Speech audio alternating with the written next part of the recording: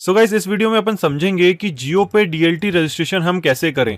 तो अगर आप गूगल पे लिखते हो जियो डीएलटी तो पहला लिंक आपको मिलता है trueconnect.jio.com का। तो ये जियो ऑपरेटर का डीएलटी पैनल है। इसमें रजिस्ट्रेशन करने से हमको एक लॉगिन आईडी पासवर्ड मिलेगा और उसके बाद हम हमारी हेडर्स जो होती हैं 6 डिजिट की हेडर्स और जो भी हम मैसेज भेजने वाले हैं जिनको कंटेंट टेम्पलेट्स बोला जाता है वो सब इनके पैनल से हमको अप्रूव कराना है। पे जाके वो अप्रूव्ड मैसेजेस भेज सकते हैं। तो trueconnect.jio.com पे आएंगे तो आप ऊपर देखिए लिखा रहेगा रजिस्टर्ड नाउ।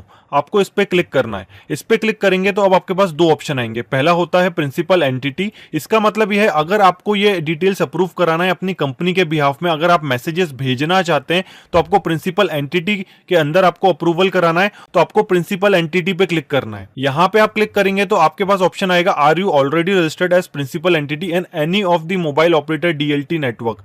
तो जो और डीएलटी नेटवर्क है जैसे वोडाफोन है, स्मार्ट पिंग है, बीएसएनएल है, एयरटेल है, टाटा है, तो इन पैनल के अंदर भी अगर आपने पहले से कभी भी रजिस्ट्रेशन करा हुआ है तो आपको यहां पे यस करना है, क्योंकि वहां पे जो एक एंटिटी आईडी हमको मिल जाती है वही एंटिटी आईडी कॉमन जियो पे भी चलेगी। इसका मतलब यह है मैंने वोडाफोन पे एक साइन अप कर लिया था, मुझे एक एंटिटी आईडी जनरेट हो गई है, अब मैं जियो पे वापस से कर रहा हूं तो मेरी एंटिटी आईडी वही रह जाएगी अगर मैं यहां पे यस करूंगा। लेकिन आप पहली बार आ रहे हैं तो आपको यहां पे नो पे क्लिक करना है और नेक्स्ट पे कंटिन्यू करना है। सो गाइस, यहां पे रजिस्ट्रेशन पे आएंगे तो सबसे पहले आपको पूछा जाएगा ऑर्गेनाइजेशन नेम। तो हमको यहाँ पे ऑर्गेनाइजेशन नेम लिखना है। तो जो भी हमारी कंपनी का नाम है वो हमको यहाँ पे लिखना है। अब हमको बताना है ऑर्गेनाइजेशन कैटेगरी। तो हमारी कैटेगरी क्या है हमारी कंपनी की, क्या वो एक गवर्नमेंट कंपनी है या नॉन गवर्नमेंट कंपनी है। तो हमको नॉन गवर्नमेंट पे क्लिक करना है अगर हमारी गवर्नमेंट कंपनी नहीं है। इसके बाद अब पूछा जाएगा अलग अलग आपकी टाइप क्या है कंपनी का। तो क्या वो एक प्रोप्राइटरशिप कंपनी है, क्या वो एचयूएफ है, क्या वो प्राइवेट लिमिटेड है, क्या वो एक एनजीओ है। तो अगर आप सोचते हो कि यार मेरी तो कंपनी ही रजिस्टर्ड नहीं है, मैं तो एक इंडिविजुअल हूँ, छोटी सी मोबाइल ऐप, छोटी सी वेबसाइट चलाता हूँ, तो मेरी कोई कंपनी रजिस्टर्ड ही नहीं है, तो क्या मैं ये साइन अप नहीं कर पाऊंगा। तो इसका आंसर है हाँ, आप ये साइन अप नहीं कर पाएंगे, क्योंकि ट्राई जो है telecom regulatory authority of India उसने बोला है अगर आपको इंडिया में बल्क एसएमएस भेजना है तो यहाँ पे किसी ना किसी कैटेगरी में आपकी कंपनी का रजिस्ट्रेशन मैंडेटरी है। अगर आपकी कंपनी रजिस्टर्ड ही नहीं है तो आप डीएलटी में साइन अप ही नहीं कर पाएंगे और ना ही आपको फिर आपकी हेडर्स मिल पाएगी, ना ही आप कंटेंट मैसेजेस अप्रूव करा पाएंगे। तो यहाँ पे अलग अलग डॉक्यूमेंट्स मांगते हैं, अलग अलग जो भी आप कैटेगरी यहाँ पे सिलेक्ट करेंगे। तो अपन दो चीज देख लेते हैं। पहला मैं आपको बता देता हूँ प्रोप्राइटरशिप में कैसे करना है और दूसरा मैं आपको बता देता हूँ प्राइवेट लिमिटेड कंपनीज में क्या क्या डॉक्यूमेंट लगेंगे।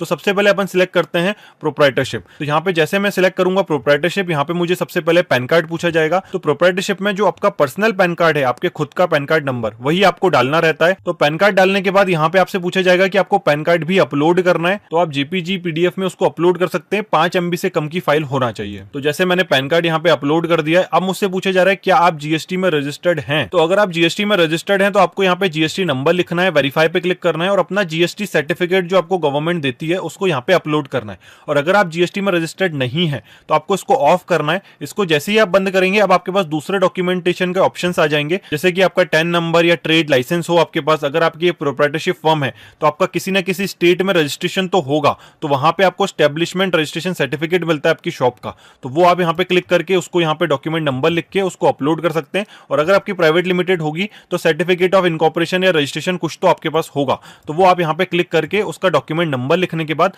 वो पर्टिकुलर फाइल जो है यहाँ पे अपलोड कर सकते हैं। उसको अपलोड करने के बाद अब हमको नेक्स्ट पे क्लिक करना है। हम नेक्स्ट पे क्लिक करेंगे तो यहाँ पे अब हमसे हमारी बिलिंग डिटेल या प्राइमरी एड्रेस पूछा जाएगा। तो अगर आप ऊपर जीएसटी सर्टिफिकेट सिलेक्ट करते तो उस जीएसटी सर्टिफिकेट पे जो भी आपका एड्रेस होता वो ऑटोमेटिकली यहाँ पे फिल होके आ जाता। लेकिन अभी हमने जीएसटी को ऑफ कर दिया है तो हमको हमारी कंपनी का जो एड्रेस है वो यहाँ पे देना है और वो जो सर्टिफिकेट हमने अपलोड करा है उससे ये एड्रेस मैच होना चाहिए। तो सेम टू सेम जो भी सर्टिफिकेट पे एड्रेस लिखा होगा आपका वही आप यहाँ पे सेम टू सेम दे दीजिए। तो यहाँ डिक्लेयर करके आप नेक्स्ट करोगे तो यहाँ पे आपसे पूछा जाएगा आपका नाम। तो जो भी इस कंपनी का, जो भी इस प्रोप्राइटरशिप में जो भी इंडिविजुअली रजिस्ट्रेशन कर रहा है आप उसका नाम दे सकते हो। तो आप अपना पर्सनल नाम यहाँ पे दे सकते हो। यहाँ पे अपना फर्स्ट नेम लास्ट नेम देने के बाद आपको ईमेल आईडी देना है। तो ये ईमेल आईडी पे ही सारे नोटिफिकेशंस जाएंगे, यही ईमेल आईडी आपकी यूज होगी हर बार लॉगिन करते समय। तो जो भी यहाँ पे ईमेल आईडी दें वो एक बार रीचेक कर लें सब कुछ सही है और आपको मेल्स रिसीव हो रहे हैं। और यहाँ पे पासवर्ड में एक कैपिटल लेटर भी होना चाहिए, एक नंबर भी होना चाहिए और एक स्पेशल कैरेक्टर भी होना चाहिए और मिनिमम 6 डिजिट का होना चाहिए। तो यहाँ पे मोबाइल नंबर देने के बाद आपको नेक्स्ट पे क्लिक करना है। आप जैसे ही नेक्स्ट पे क्लिक करेंगे तो सारी डिटेल्स आपको वापस से बताई जाएगी करना है। आप जैसे ही सबमिट पे क्लिक करेंगे, सबमिट पे क्लिक करने के बाद आपके पास एक रेफरेंस नंबर आ जाएगा और इवन आपके पास एक मेल भी आ जाएगा जियो की तरफ से वही रेफरेंस नंबर का,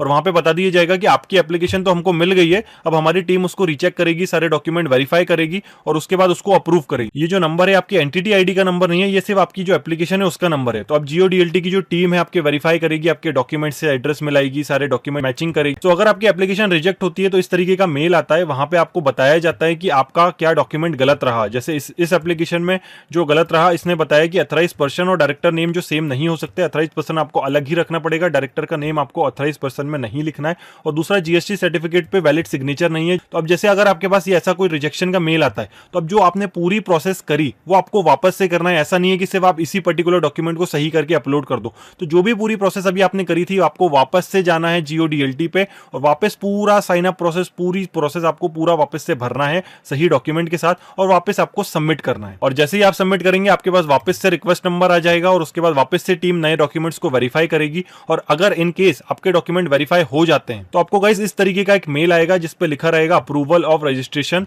और उसके बाद आपकी एक एंटिटी नंबर जो है वो जनरेट हो जाएगा और एंटिटी नंबर जनरेट के साथ आपकी ईमेल आईडी भी आ जाएगी। और अब आपके पास ऑप्शन आएगा 5,000 रुपए देने का। तो जैसे कि हमने प्रीवियस वीडियो पे बात करी थी, ये पैनल फ्री नहीं होते हैं, आपको 5,000 रुपए साल का देना रहता है और प्लस जीएसटी अलग रहता है। तो 5,900 रुपए आपको साल इनको देना रहता है ताकि आप इनका पैनल जो है वो यूज कर पाएं और अपनी हेडर और जो कंटेंट टेम्पलेट्स हैं उसको अप्रूव करा पाएं। तो गाइस जब तक आप पेमेंट नहीं करेंगे 5,900 रुपए का, तब तक जियो जो है आपको सर्टिफिकेट नहीं देगा आपकी एंटिटी का। पेमेंट करने के लिए मुझे वापस जाना है जियो की वेबसाइट पे और साइन इन पे क्लिक करना है। आपको साइन इन करना है जियो पे। जियो पे आप प्रिंसिपल एंटिटी पे क्लिक करेंगे तो यहाँ पे यूजर नेम में आपको जो आपने ईमेल आईडी दी है रजिस्ट्रेशन के टाइम पे वही लिखना है और जो पासवर्ड आपने क्रिएट करा होगा वही पासवर्ड यहाँ पे लिख के सबमिट करना है। तो जैसे ही आप लॉग इन करेंगे आपसे 5,900 रुपए का पेमेंट लिया जाएगा जो कि जियो के पैनल पे ही होगा और यहीं पे आपको पूरा पेमेंट सक्सेस करना है। आपको इनवॉइस भी आपको यहीं मिलेगी। तो जब तक आप ये पेमेंट नहीं करते हैं तब तक आपके पास अभी एक्सेस नहीं आती है पोर्टल की जिससे आप अंदर जाके अप्रूव करा पाए अपनी हेडर्स, सेंडर आईडी